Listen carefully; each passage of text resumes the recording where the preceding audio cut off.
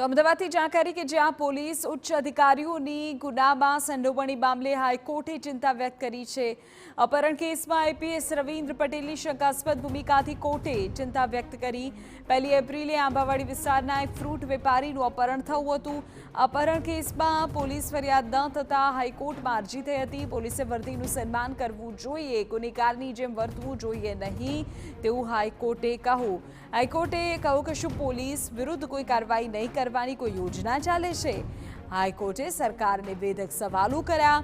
IPS વિરુદ્ધ ગંભીર આક્ષેપ હોય તો જિલ્લા પોલીસ અધિક્ષક તરીકે ફરજ બજાવી શકે, આવો સવાલ પણ પૂછ્યો।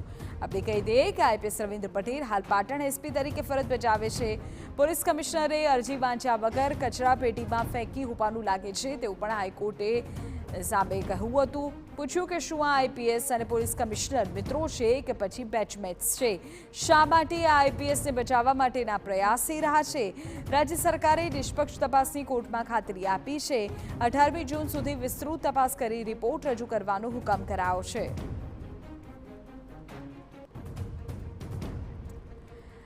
તો રવિન્દ્ર પટેલની શંકાસ્પદ ભૂમિકા અંગે તપાસ થાય તેવું હાઈકોર્ટે કહ્યું છે। અમારા સંવાદદાતા રોનક વર્મા વધુ જાણકારી આપી રહ્યા છે। રોનક, હાઈકોર્ટના સવાલો વ્યાજબી પણ છે કારણ કે મામલો જ ગંભીર છે।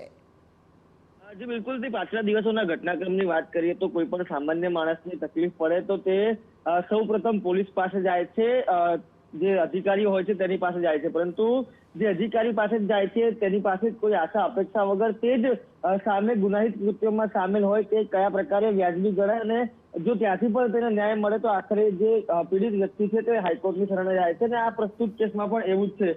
એક વ્યક્તિ છે જેનું અપહરણ થયાની જે સમગ્ર ફરિયાદ હતી અને એ ફરિયાદ કમિશનર સુધી કર્યા બાદ પણ જે યોગ્ય નિકાલ ન આવતા આખરે જે ગુજરાત હાઈકોર્ટનું શરણું લેવું પડ્યું હતું। અને આ જ મામલે જ્યારે ગુજરાત હાઈકોર્ટમાં સુનાવણી ચાલી ત્યારે ગુજરાત હાઈકોર્ટે પણ ગંભીર ચિંતા વ્યક્ત તે કરી છે। આ અપહરણના જે કેસમાં આઈપીએસ રવિન્દ્ર પટેલ છે તેમની શંકાસ્પદ ભૂમિકાથી કોર્ટે પણ જે ચિંતા છે તે વ્યક્ત કરી છે। ઉપરાંત અધિકારીઓ વિરુદ્ધ કોઈ કાર્યવાહી નહીં કરવાની કોઈ યોજના ચાલે છે કે કેમ તે મામલે રાજ્ય સરકારને વેધક સવાલો પણ કર્યા છે। આ ઉપરાંત જે આઈપીએસ છે તે હાલ એસપી તરીકે ફરજ બજાવે છે અને આ એસપી તરીકે ફરજ બજાવે છે તેના પર પણ જે ગુજરાત હાઈકોર્ટ છે તેમના દ્વારા સવાલ ઉપાડવામાં આવી રહ્યા છે। શું આઈપીએસ અધિકારીને બચાવવાના પ્રયાસ કરવામાં આવી રહ્યા છે તે પ્રકારના પણ આક્ષેપ લગાવવામાં આવી રહ્યા છે। ત્યારે હવે સમગ્ર વિગતવાર અહેવાલ છે તે મંગાવવામાં આવ્યો છે। 18 જૂનના રોજ હવે આ મામલે સુનાવણી હાથ ધરાશે।